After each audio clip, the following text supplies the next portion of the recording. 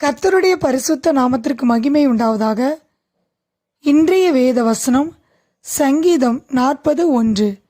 கர்த்தருக்காக பொறுமையுடன் காத்திருந்தேன். கர்த்தருக்கு காத்திருப்பதில் நாம் பொறுமையுடன் காத்திருக்க வேண்டும். பெருமை உள்ளவனை பார்க்கிலும் பொறுமையுள்ளவன் உத்தமன் என்று வேதத்திலே வாசிக்கிறோம். நம்முடைய உபத்திரத்திலே பொறுமையாக இருந்து ஜெபத்திலே உறுதியாக நாம் காத்திருக்கும்போது கர்த்தரிடத்திலே அற்புதத்தை பெற்றுக்கொள்வோம். வேத வசனம் நமக்கு பொறுமையை கொண்டு வரும். ரோமர் 15:4 வாசிக்கிறோம், வேத வசனத்தில் உண்டாகும் பொறுமை என்று. நாம் அவருடைய வசனத்தை கேட்டு அதை இருதயத்திலே காத்து பொறுமையுடன் பலன் கொடுக்க வேண்டும். 1 சாமுவேல் 10:8 வாசிக்கிறோம், நீ எனக்கு முன்னே கீழ்காலுக்கு இறங்கி போ, சர்வாங்க தகன பலிகளையும் சமாதான பலிகளையும் செலுத்தும்படிக்கு நான் உன்னிடத்தில் வருவேன். நான் உன்னிடத்தில் வந்து நீ செய்ய வேண்டியதை உனக்கு அறிவிக்க மட்டும் 7 நாள் காத்திரு என்று சாமுவேல் சவுலுடன் பேசுகிறதை பார்க்கிறோம்.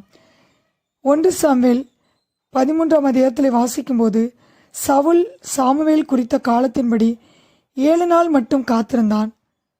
சாமுவேல் கில்காலுக்கு வரவில்லை என்று அறிந்து பொறுமையை இழந்து சர்வாங்க தகன பலியை செலுத்தினான். சாமுவேலுடைய வார்த்தையை மீறி நடந்தான். சவுலின் ராஜ்யபாரம் நிலைநிற்கவில்லை. சவுல் பொறுமையோடு காத்திருக்க தவறினதினால் சவுலின் ராஜ்யபாரத்தை இழந்து போனான். நம்முடைய வாழ்க்கையில் நாம் கர்த்தரிடத்தில் பதிலை பெற்றுக்கொள்ளும் வரை பொறுமையுடன் காத்திருக்கும் போது நாம் நினைப்பதற்கு மேலாக தேவன் அற்புதங்களை செய்கிறவராக இருக்கிறார். ஆம் பிரியமானவர்களே, தாவீதை போல பொறுமையுடன் காத்திருக்கும் போது நம்முடைய வாழ்க்கையில் அற்புதங்களை பெற்றுக்கொள்வோம்.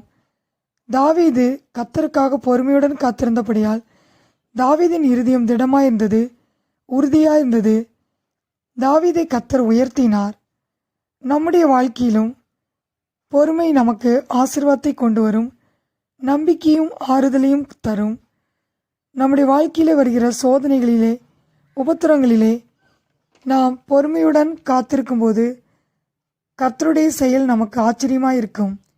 இயேசுவின் பொறுமை நமக்கு ஆறுதலை தரும், நம்மை உயர்வுக்கு நேராக வழி நடத்தும், இழந்து போனவர்களை திரும்ப அளிக்கும்.